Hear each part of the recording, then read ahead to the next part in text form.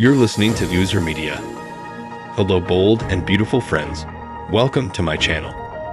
Before starting the video, please go ahead and hit the subscribe button, and give this video a like up. In the main office, Eric tells Ridge that it's funny to have to go against Carter's proposal. Ridge describes it as strange and big. They'd agree that it is not appropriate for Forrester. Ivy and Elektra enter after hearing a knock on the door. They rush over and hug the two men. Ridge is having trouble accepting that Elektra has grown up. Eric is overjoyed that both of them are there. The more Forresters here, the better. Ridge realizes they have huge plans for the jewelry line. Eric wants Ivy to present her idea to Ridge right now. Ridge would like to hear what she has to say. Ivy questions Ridge, even if your daughter has already turned it down. In the design office, Steffy tells Carter his ideas are bigger and riskier than a new line. Carter thinks it would be worth it. Hope thinks his ideas deserve consideration. Steffy eyes Hope and tells Carter to be careful with her. She wouldn't be surprised if the only reason she's backing him is to keep her line alive. Hope complains about Steffy being offensive. Brooke asks if she really thinks her daughter would stoop so low as to take advantage of Carter. Steffy says she'll do anything to get what she wants. She's Carter's friend and is looking out for him. Hope says he's her friend too. That's why he has her support. Carter says he believes in Hope for the future because it's good for the company. Hope chimes in that she supports Carter's proposal because it's good for the company. Carter tells Steffy that Forrester needs to evolve. Steffy says he knows where she stands. He asks about Eric and Ridge. Steffy says he can talk to them himself. Carter will show them what he's been working on. Hope's sure they'll listen instead of just shutting him down. Steffy narrows her eyes and asks for a moment alone with Hope. In the main office, Ivy tells Ridge she's been sketching since she heard Quinn had left and has drawn up a business plan. He knows the rest of the story. Ridge says Steffy didn't think it was the right time to relaunch it. Ivy thinks that Steffy turning down the proposal is personal. Ridge asks to see her portfolio. After looking, Ridge tells Ivy it's impressive. Ivy wants Forrester to have its own unique, distinct take on jewelry. Ridge says it's very different than what they've had before. He hands back the portfolio. Ivy tells him they appreciate his time. Ridge thinks it would be wise to restart the line. Eric agrees. It would be a big mistake not to. Ivy and Elektra celebrate. Ridge assures them he'll talk to Steffy. Eric chortles that this is how you build a legacy. Brooke tells Carter in the cutting room that she didn't expect to see him half naked on top of her daughter today. Carter chuckles. That was not how they wanted her to find out. Brooke cautions Hope that she is having a difficult time lately. Carter loves Hope and would never hurt her. If he didn't believe he could be the guy she deserved, he would walk away. He goes on to say that he has always liked Hope and everything she stands for. He mentions her characteristics. Brooke expresses her difficulty returning to her relationship with Liam after it ended. She complains that Hope forgiven him repeatedly, but when she made a mistake, he ended their marriage. They discuss Hope and Thomas. Brooke thinks she liked his loyalty, but couldn't marry him. Now, Steffy keeps threatening to pull her line, and it's personal. Everything is personal with Steffy. If he really wants to be in Hope's life, he can't waver. Carter says she can lean on him, and he won't budge. She'll never have to question his loyalty. I can promise you that. In the design office, Steffy tells Hope that Carter's sudden defense of her and her line isn't making sense. What's going on with the two of you? Hope says they're friends and colleagues. Steffy has always respected Carter's business acumen and instincts, but now, not so much.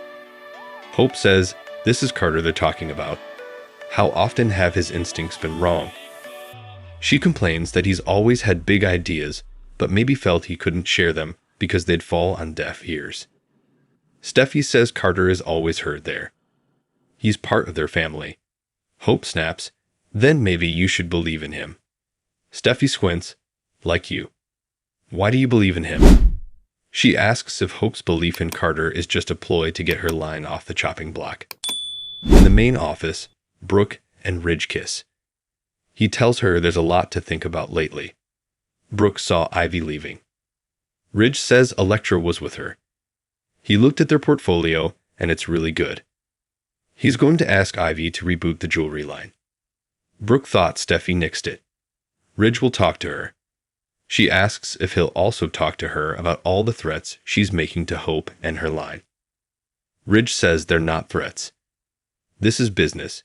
You've seen the numbers. Brooke has seen a lull, but believes it will pass. Ridge hopes so, as does Steffy. Brooke wonders if Steffy does. Ridge mentions Hope kissing Finn. Brooke promises him that it will not happen again, and that she is no longer interested in him. In the design office, Hope informs Steffy that her accusations are unethical. Steffy claims that this does not imply that they are false. Hope would never take advantage of Carter. Steffy admits she took advantage of her brother before kissing her husband. She'll do whatever it takes to get what she wants. Hope made a mistake, and it will never happen again. She has no feelings for her husband, and it will never happen again. Carter listens at the door as Steffy warns if she ever crosses the line with Finn again, she and her line are done. Carter booms, enough. He asks Steffy if she's using her powers as co-CEO to threaten Hope. You have no right to speak to her that way. She was wrong to kiss Finn, but she can't use her position to punish her. The division hurts the company. Brooke and Hope's contributions over the years are the very things she and her family benefit from. Steffy, looking amused, says she's always encouraged everyone to share their thoughts, but despite his feelings about the decisions she makes as CEO, I'm still your boss. Some of the things he's been doing lately are pretty questionable. Him defending Hope and Brooke isn't helping. She says to Hope, I'm warning you. Stay away from Finn. She walks out. Carter tells Hope that Steffy's way out of line and he won't stand for it. He won't let anyone talk down to her. He'll always be there to defend her. If you've been watching The Bold and the Beautiful for the past few weeks, you'll understand why Hope and Carter are upset. The show reminds us plenty. Everything is repeated in every scene. The plan to overthrow the present regime at Forrester Creations is, put yourself in Hope's shoes. Would you want to go back and work for a corporation that dismissed you the way Steffy did? Hope for the future. And over a scenario straight out of Three's Company. Even if Hope and Carter showed Steffy to the elevator, Forrester Creations has proven that it doesn't give two bleeps about Brooke's daughter or her line. And Carter. Dude's been pushing his agenda hard and also out to nowhere.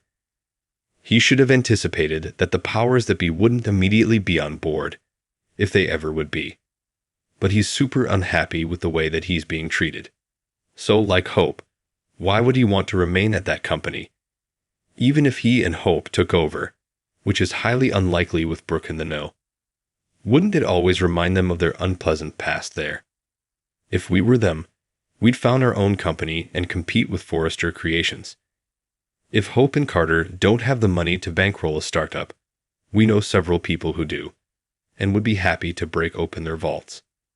Bill, Nick, or hey, how's this for an idea? Though Bold and Beautiful has forgotten that Sheila claimed to be loaded, we haven't. Since Hope has given her tacit approval of Deacon's marriage to the murderess, she could just hit up her new stepmother for a few mil. Involving Sheila in the fashion wars would certainly give her something more interesting to do than serve pizza. Furthermore, if Carter and Hope went out on their own, they would not have to deal with the years and years of lawsuits that Steffy, Ridge, and Eric would drag them into. They could simply rebrand Hope for the future as New Hope or something and start over. What are your thoughts? Thank you for watching this video.